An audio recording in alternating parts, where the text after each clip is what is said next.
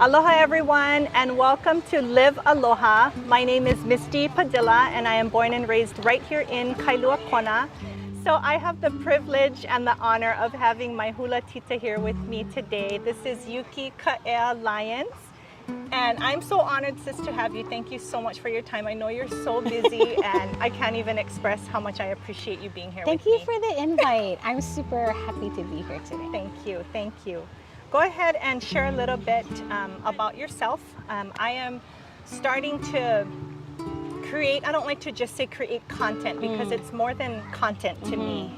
You know, this is our lifestyle, our language and our culture. And I want to be able to convey that to those who tune into our social media. Of course, they know me as Misti who does real estate, or Misti who does hula, and also Ka'ulu's daughter, and you name it, we wear many hats. But more than anything, I want to be able to get a significant message across on how important to live aloha is to us here who are born and raised here, who are, you know, of Hawaiian blood. It's so important to me not only to just sell real estate to those who live here and those who visit, but I want to get across the message of our culture and, again, the significance of living aloha. So share a little bit about yourself and we'll go from there. Mahalo. Pili na me ke aloha. Mai ke ia mauna kie o hualalai a hiki loa I ka pupu di I hau ka helelani veli na me ke aloha o vau o Kaea. He kumu hula vau nui ku mahalia o kono ka launa ana ke ia ahi nei. I'm a kupa of this land, as Misti shared. My name is Kaea, or Yuki for many of my friends from baby days. Still call me today. I'm of Hawaiian, Japanese, and English, Irish ancestry. This mountain right here is the mountain that feeds me. This is Hualalai. Coming from a very multi-racial family, I've had the privilege and honor of sharing who I am and who we are with many people from around the world. But one of my biggest passions really is sharing our Hawaiian language and culture through the medium of Olelo Hawaii, or Hawaiian language, which has been 26 plus years of my life. To currently, I am a faculty member at Hawaii Lifestyles with Hawaii Community College at Palamanui. That is so beautiful. What an honor. And shame on me for not taking up Hawaiian growing up. You know, that's one of my biggest regrets. So I apologize. But you know what? It's let's just, you know, that what's beautiful about your words is that this comes from a generational time of historical context of where we all grew up, and the generation before us and what they endured. So our grandparents, perhaps great-grandparents, were the ones that endured the shift during the overthrow where speaking Hawaiian wasn't okay. And then it skips a whole generation and maybe two, and perhaps thereafter for some families. And so it just is. And what's beautiful though about that is that our Olelo Hawaii is thriving and it's moving, and you can get a doctorate today in Hawaiian language. And amazing. And for many though, we live with that feeling, right? Because our grandparents told our parents, did not teach our parents, because that was the way it was taught. Right. You have to survive in this world, you gotta learn English. And that's the way it was. However, what's beautiful is that we're changing the narrative. We're changing the narrative, and it's good. It's beautiful, and I'm grateful that I get to partake in the language through my hula. Yes. You know, because I have to be able to understand and convey that, so that when we express through motion and through song and dance, you know, we have to be able to understand. Absolutely. So, thank you for continuing to keep our culture alive. That is just so beautiful. If you can share with us, sis, you know, the significance of our Hawaiian language, first and foremost. You know, we know it's there, we know its presence, but let's just start there on the significance of the Hawaiian language today and what you're doing to continue to perpetuate that. Thank you. One of the biggest things I think for our Hawaiian language, that for those that maybe are watching from around the world, it is a language of this land. So when you go to Japan, you speak Japanese. When you come to Hawaii, you speak English. However, Hawaiian is our olelo kanaka, vala'o kanaka, as Uncle folks would say, is the language of this land, and it lives. You can attend your public school system, especially right here in Kona, in Hilo, around Hawaii Island, and around the state of Hawaii, and take your kiki to a Hawaiian language school where all subject matter is taught through Hawaiian. Today, currently for myself, after stepping out of the Department of Education for so many years and continuing my life work at the college, there is still a passion for those that have been friends or fans following all these years, they love Hawaii. The desire. The desire is there, and especially if you choose to make this your home. It is your responsibility to not say Ane Ke. Her name is Ane Kyoho Kalole. Thank you. To say Queen Ka'ahumanu. There is a responsibility, and I think that passion that I'm sharing today is something that I'm excited to never. It never gets old. It never gets old, especially for those. Or King Cam. King Cam. Ole. It's King Kamehameha. Yes, and it's a really interesting fact, because I think people come with the intention that they don't want to be disrespectful, but the one thing that helps you be a better visitor, helps you be a better person living on our land, is to acclimate in a way that the people acclimate, and or the Aina does. Beautiful. And so it comes through language, it comes through how we reciprocate with the Aina, with the land. Instead of us making house on it, what is it telling us to do for it? That's beautiful, absolutely beautiful. So now we're talking about respect, kuleana, respect. Let's go ahead with the language in place and how you're perpetuating our culture through language. Let's go ahead and talk about now our kuleana. And one of them that you just touched on was, again, addressing proper names and places appropriately, which is super important. What else could you share with us on kuleana for being kama'aina here, visitors or residents? Name some. I know there's a lot and we can't touch on all of them, but what would be most important to you on what our kuleana is to be able to have the privilege of living here in Hawaii? Remembering that you don't own it, that this Aina is such a special, sacred place. So special. That it tells you how to behave. And if there's anything I can share, very simply, is to stop and listen. To stop and listen to what it's saying, how to be, how to behave. Even our locals too. Sometimes there's still reminders. We need reminders. We always need reminders, and acknowledging that we say it in the Olalono Ea, where the land is the chief, he ali'i ka'aina, he kawa ke kanaka, and we are the kawa, we are its servants. And we can approach life here in Hawaii like that, or even across the world. I think it'd make a big difference. That's so beautiful. I love that. That's so beautiful. Thank you.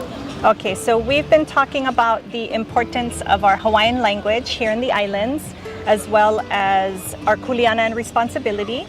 We touched a little bit on our culture as well.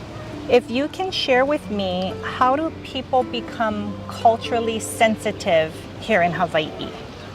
Humility always comes to heart. That's one thing. But the one thing I think that if we all could remember is that when you come to a space, we honor the space by not imposing our belief system and our mannerisms and our behaviors, good and bad, into the space.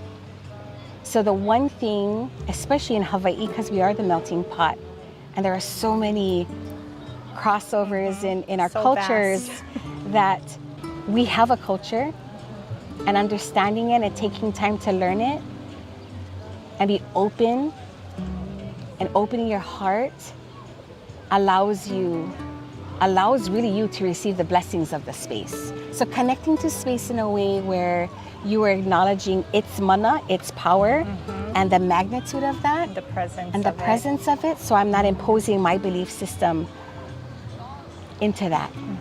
That's beautiful. So beautiful. And that takes me straight to aloha. It comes down to aloha, to live aloha. So I'm gonna go ahead and ask for you to share. You know, we grew up with the foundation of aloha, and everything we do, it has to be aloha. And if it's not, there's significant consequences for it that we individually need to deal with. So we're gonna talk about aloha because that is the whole purpose and intention of this entire content, so to speak. So you break down the word aloha, and I'm gonna have my lovely sister elaborate on it. But we have the word aloha, A-L-O-H-A, akahai, lokahi, olu olu, ha'a, and ahonui, sis. Let's go ahead and share with them what we grew up as our foundation. Yes, and we have big aloha first. Heleo aloha kia ina kupuna I haku I keia wahi oli oia no ana ke pilahi paki nana kamea I kakau hoi ke ia manao. Nana no I ho'okahua hoi ki ia mau ho'olelo I hiki ke kaiaulu kahonua ke apo. It's Auntie Pilahi Paki who penned the words of this oli that has been shared around the world in certain contexts. And so as you share, Misti, akahai, in that case to have to be meek and gentle, and that it is not in a way to take lightly. Lokahi, to not just have unity with each other, sis, but to have spiritually, mentally, physically, heart, mind, soul, lokahi. Olu olu, to always have pleasant thoughts, and that's sometimes difficult. So tough.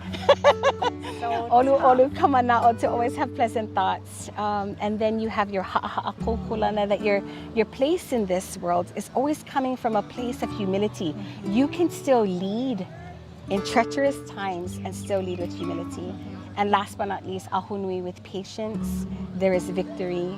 There's victory. And this foundation, we are very grateful because aloha, like you said, sis, is reciprocal and it's unconditional. Unconditional.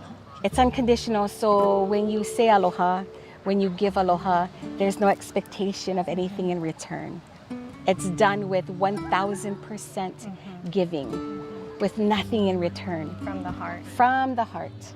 And we're grateful that being raised here in Hawaii with that foundation from our Kumu, through hula, has given us this opportunity to remain steadfast, to remain pa'a, so that no matter how challenging things and times can be, we have our foundation to come back to.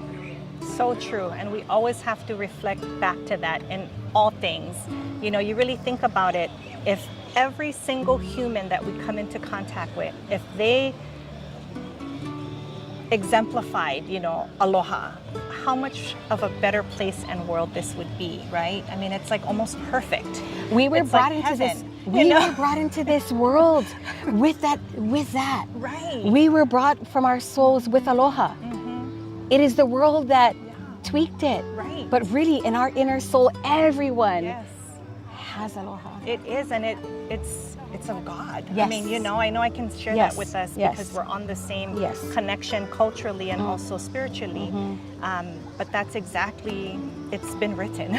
It's in the Word. And people want to use different words. And I think that once you connect to your higher self and your higher power, you know that aloha exists. Yes. When you find that peace and you understand what that ultimate peace is, that is aloha. It is. And that comes from the source. It is. So, so important, and so blessed that we carry that, you know, amongst us. And yes, we walk the walk, we talk the talk. We're all imperfect, but together forming this beautiful lei of aloha, you know, it just creates such perfect harmony for us. And I'm just blessed to be able to share space with you, you know, that you shared with us on culture, on the language, you know, the significance of aloha, and most important, our responsibility and kuleana to live here in Hawaii as kama'aina. You know, it's so important. And, you know, we welcome everyone, but at the same time, there's responsibility that comes with it. You can't just come here and be here and expect. There's responsibility. Yes. So I appreciate you as the teacher and the kumu to be the source to share that with us, because sometimes we just don't get it. You know, we take for granted. We It's do, true. especially living here our entire life. You know, we take for granted You know, as you see now with bringing real estate in this, is it makes it hard, yes, for us locals to live here. We've had this space for so long, and there's so much responsibility that that is needed for us to continue to live here. And I pray that our people can continue to learn that responsibility and be able to take care of what we have set forth, so that we can continue to malama this place that we do call home. It's beautiful. That's exactly it. And I think, you know, Liz, if I can just add one more thing to that, Please is do. when you're coming from another land, another culture, another space on this earth, and you choose to make Hawaii your home, it's important to know that there are many who cannot afford to be here anymore, and they're moving away. So wherever you choose to be here, think about that. Are you giving to that space, or are you taking? That's beautiful. That's perfectly said. I love that. I appreciate it. Thank you so much for tuning in to Live Aloha. Again, my dearest tita, Kaea Lions.